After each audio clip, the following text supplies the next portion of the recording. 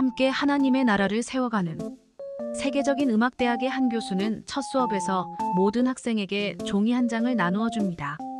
저는 여러분 모두에게 A 학점을 줄 것을 약속합니다. 다만 한 가지 조건이 있습니다. 여러분이 앞으로 다가올 한 학기 동안 어떤 일을 통해 A 학점을 받았을지를 가정에서 적어주세요. 교수의 말을 들은 학생들은 저마다 신이 나서 자신이 음악으로 하고 싶은 일, 가장 잘하는 일을 적어서 제출합니다. 과도한 경쟁으로 학생들의 몸과 마음이 피폐해지는 것이 싫어서 교수가 고안한 방법입니다. 그런데 깜짝 놀랄 일이 일어났습니다. 경쟁에서 해방된 학생들이 저마다의 개성을 살려 놀라운 작품과 시도들을 쏟아냈기 때문입니다.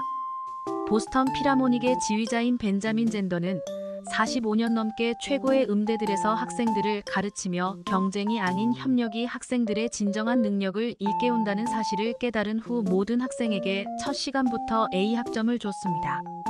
12제자들은 세상의 방식으로 누가 더 나은지를 따지며 경쟁했지만 예수님의 방식은 협력이었습니다. 예수님은 각 제자의 개성에 따라 가장 잘할 수 있는 일을 맡기셨습니다. 우리에게도 마찬가지입니다. 우리를 불러주시고 세워주신 주님을 믿고 가장 잘할 수 있는 일들로 합력하여 주님의 칭찬을 받는 충성된 종이 되십시오.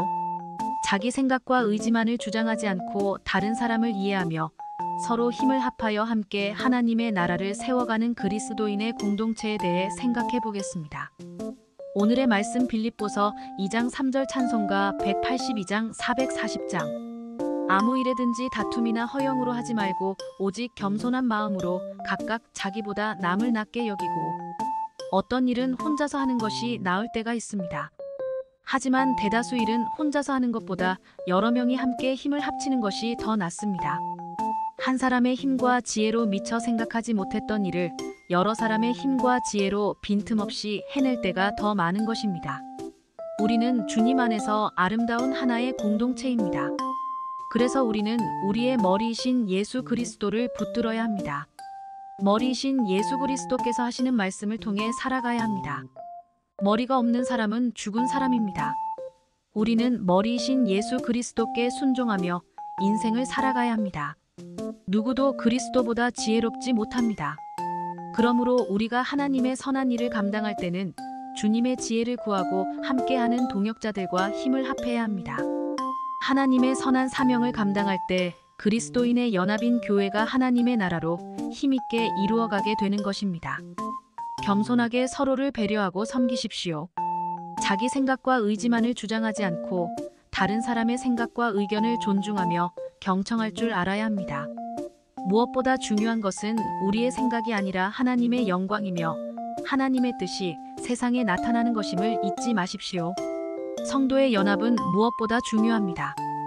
예수 그리스도께서도 십자가에서 돌아가시기 전 겟세마네에서 성도들의 하나됨을 위해 기도하셨습니다.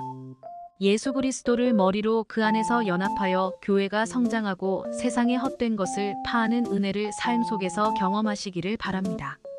오늘의 기도.